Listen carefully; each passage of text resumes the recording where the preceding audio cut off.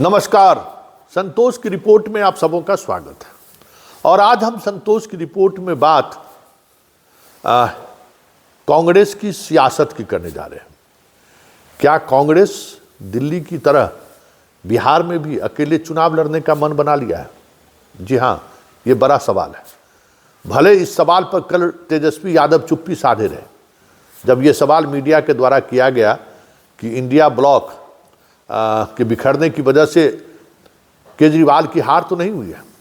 तो उस सवाल को बड़ा दूसरे तरीके से उन्होंने काटने की कोशिश की या उसको नज़रअंदाज करने की कोशिश की, यह कहते हुए कि दिल्ली बिहार नहीं है, यहाँ सब कुछ ठीक है, यहाँ का मिजाज अलग है और यहाँ एनडीए का दाल गलने वाला नहीं है।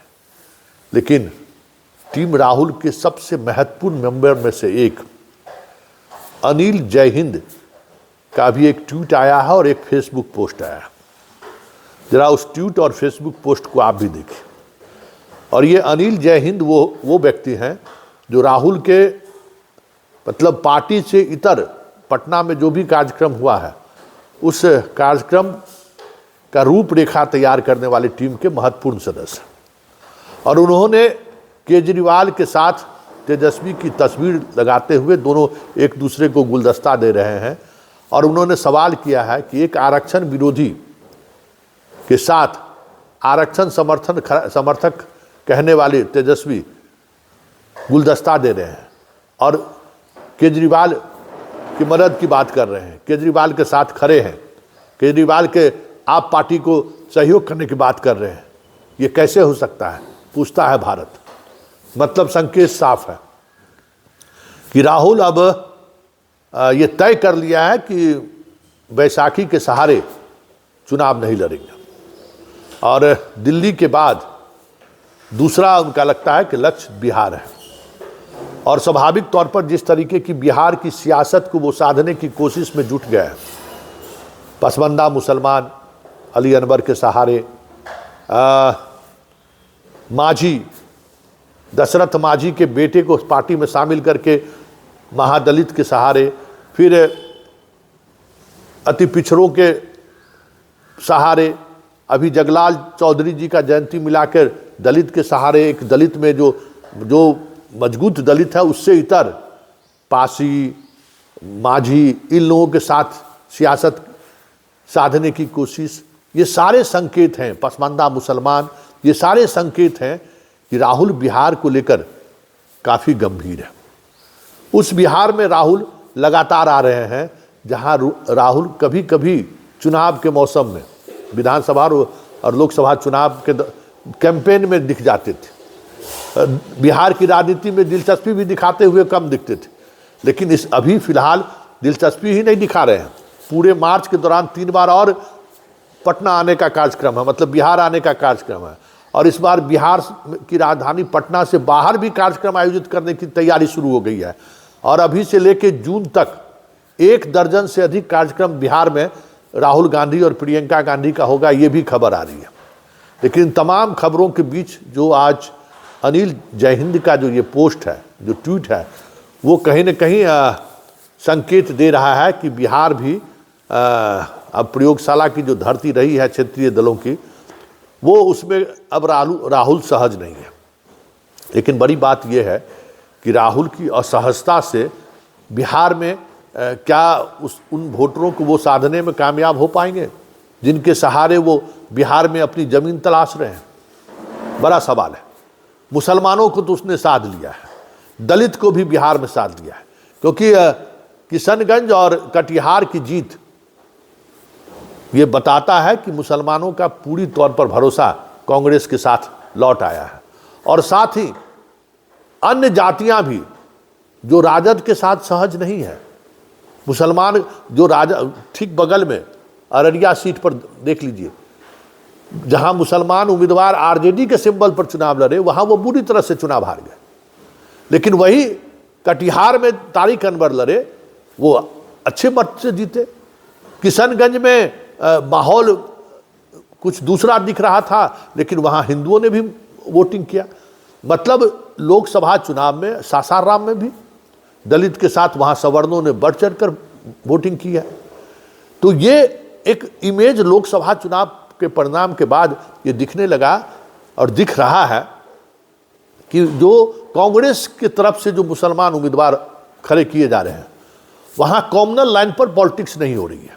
ये एक बड़ी बात है। जहां जहां बिहार में मुसलमान उम्मीदवार कांग्रेस की तरफ से खड़ा हुआ वहां कॉमनल पॉलिटिक्स नहीं हुआ, वहां अन्य जातियां भी उन मुसलमानों को स्वीकार किया और वोट किया। किशनगंज और कटिहार जीत उसका उदाहरण है। इसी तरीके से भागलपुर में भले कांग्रेस चुनाव हार गई हो, लेकिन भागलपुर अल्पसंख्यक और सवर्णों को अपने साथ खींचने में कामयाब होता हुआ दिखा है, जो दशकों से कांग्रेस के साथ आने को तैयार नहीं था। मतलब अगर टिकट और भागीदारी अगर आप देते हैं मुसलमान और सवर्णों को साथ लेकर, पिछड़ों को लेकर, दलित को लेकर, तो राजद से कहीं न कहीं अधिक सहज सवर्ण और मुसलमान इनके साथ आने में थोड़ा सहज महसूस करते हैं।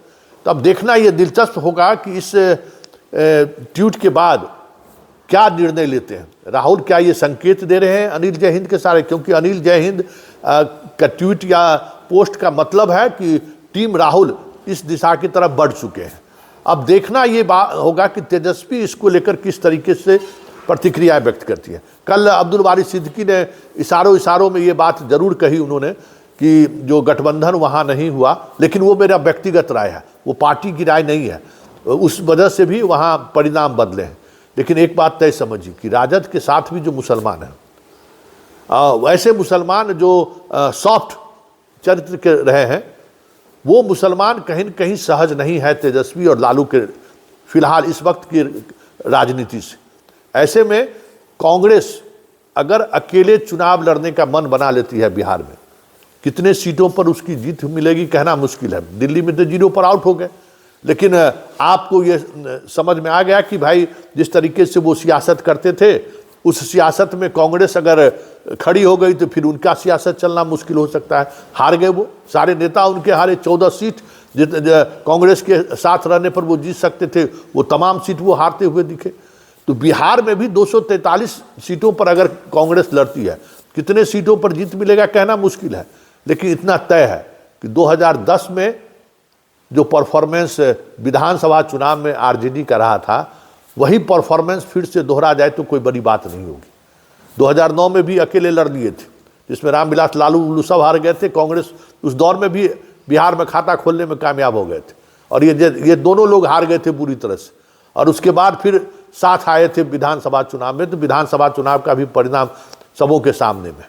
अब ये देखना होगा कि इस मुद्दे को लेकर, या ये जो अनिल जय हिंद का जो ट्वीट आया है, आरजेडी की क्या प्रतिक्रिया क्या होती है। क्योंकि आरजेडी कहीं न कहीं सिर्फ सीट शेयरिंग का नहीं है, 70 सीट तो मैक्सिमम सीट कांग्रेस ले ही ली है पिछले ही चुनाव में।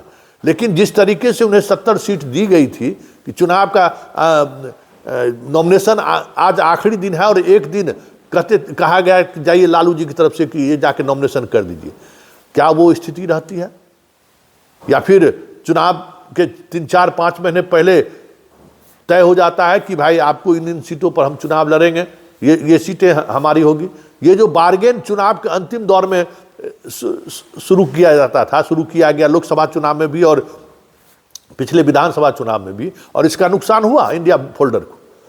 तो क्या ये दबाव बनाने की रणनीति तो नहीं है कांग्रेस की कि इस बार वो मनमानी नहीं चलेगी? और दूसरी और सबसे महत्वपूर्ण बात यह है कि कांग्रेस का थिंक टैंक ये सोच रहा है कि बिहार में जब तक लालू परिवार के हाथ में सत्ता की चाबी रहेगी, और पब्लिक को ये भरोसा नहीं होगा जब तक कि नहीं लालू परिवार के साथ कांग्रेस अगर है तो वो मजबूती के साथ डट सकती है लॉ एंड ऑर्डर के इशूज़ पे, जंगल राज का जो एक इमेज है उस इशूज़ को लेकर।